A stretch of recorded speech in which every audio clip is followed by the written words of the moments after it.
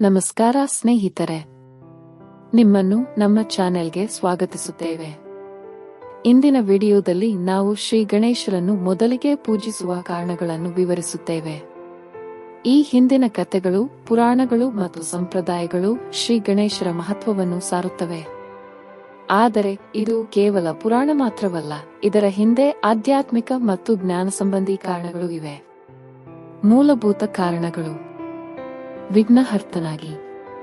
ಶ್ರೀ ಗಣೇಶರನ್ನು ವಿಘ್ನಹರ್ತ ಎಂದು ಕರೆಯುತ್ತಾರೆ. ಯಾವುದೇ ಕಾರ್ಯ ಶುರು ಮಾಡುವಾಗ ಅವರನ್ನು ಮೊದಲು ಪೂಜಿಸುವ ಮೂಲಕ ಎಲ್ಲ ವಿಘ್ನಗಳು ನಿವಾರಣೆ ಹೊಂದುತ್ತವೆ ಎಂಬ ನಂಬಿಕೆ ಇದೆ. ಉದಾಹರಣೆಗೆ, ನಾವು ಹೊಸ ಮನೆಗೆ ಪ್ರವೇಶ ಮಾಡುವಾಗ ಅಥವಾ ಹೊಸ ವ್ಯವಹಾರ ಆರಂಭಿಸುವಾಗ ಶ್ರೀ ಗಣೇಶರ ಪೂಜೆ ಮಾಡುತ್ತೇವೆ. ಶುಭಾರಂಭದ ದೇವರು. ಶ್ರೀ ಗಣೇಶರನ್ನು ಶುಭಾರಂಭದ ದೇವರು ಎಂದು ಪರಿಗಣಿಸಲಾಗಿದೆ.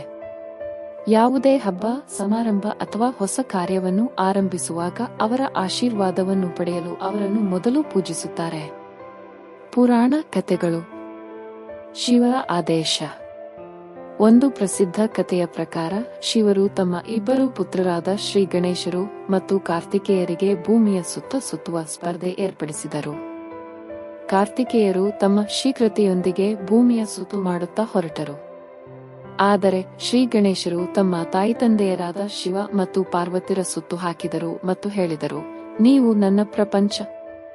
ಇದರಿಂದ ಸಂತೃಪ್ತರಾದ ಶಿವರು ಶ್ರೀ ಗಣೇಶರಿಗೆ ಮೊದಲ ಪೂಜೆಯ ಸ್ಥಾನದ ವರವನ್ನು ನೀಡಿದರು. ಚಂದ್ರನಿಗೆ ಶಾಪ. ಇನ್ನೊಂದು ಕಥೆಯ ಪ್ರಕಾರ, ಚಂದ್ರನು ಶ್ರೀ ಗಣೇಶರನ್ನು ಅವಲೋಕಿಸಿ ಹಾಸ್ಯ ಮಾಡಿದನು. ಇದರಿಂದ ಶ್ರೀ ಗಣೇಶರು ಚಂದ್ರನಿಗೆ ಶಾಪ ಕೊಟ್ಟರು. ಶ್ರೀ ಗಣೇಶ ಚತುರ್ಥಿಯಂದು ಚಂದ್ರನನ್ನು ನೋಡುವವರು ಸಂಕಷ್ಟಕ್ಕೆ ಒಳಗಾಗುತ್ತಾರೆ. ಈ ಶಾಪದಿಂದ ಬಾಧಿತಗೊಂಡು ಚಂದ್ರನು ಶ್ರೀ ಗಣೇಶರನ್ನು ಕ್ಷಮೆ ಕೇಳಿದನು. ಶ್ರೀ ಗಣೇಶರು ತಮ್ಮ ಶಾಪವನ್ನು ಸಡಿಲಿಸಿ ತಮ್ಮ ಪೂಜೆಯ ಮೂಲಕ ಎಲ್ಲಾ ಸಂಕಷ್ಟಗಳು ನಿವಾರಣೆ ಹೊಂದುತ್ತವೆ ಎಂದು ಹೇಳಿದರು. ಸಾಂಸ್ಕೃತಿಕ ಪದ್ಧತಿಗಳು. ಶತಮಾನಗಳಿಂದ ಈ ಪದ್ಧತಿ ಹಿಂದೂ ವಿಧಿವಿಧಾನಗಳಲ್ಲಿ ಆಳವಾಗಿ ನೆಲೆಸಿದೆ. ಇದು ನಮ್ಮ ಸಂಸ್ಕೃತಿಯಲ್ಲಿ ಮತ್ತಷ್ಟು ಬಲವಾಗಿ ನೆಲೆಸಿದ ಕಾರಣ, ಯಾವುದೇ ಹಬ್ಬ, ವಿವಾಹ ಅಥವಾ ಪವಿತ್ರ ಕಾರ್ಯವನ್ನು ಶ್ರೀ ಗಣೇಶರ ಪೂಜೆಯ ಮೂಲಕವೇ ಆರಂಭಿಸುತ್ತೇವೆ.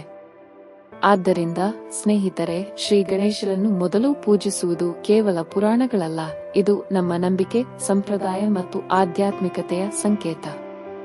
ನಿಮಗೆ ಈ ವಿಷಯ ಇಷ್ಟವಾದರೆ ದಯವಿಟ್ಟು ಲೈಕ್ ಮಾಡಿ, ಶೇರ್ ಮಾಡಿ ಮತ್ತು ನಮ್ಮ ಚಾನೆಲ್ను ಸಬ್ಸ್ಕ್ರೈಬ್ ಮಾಡಿ.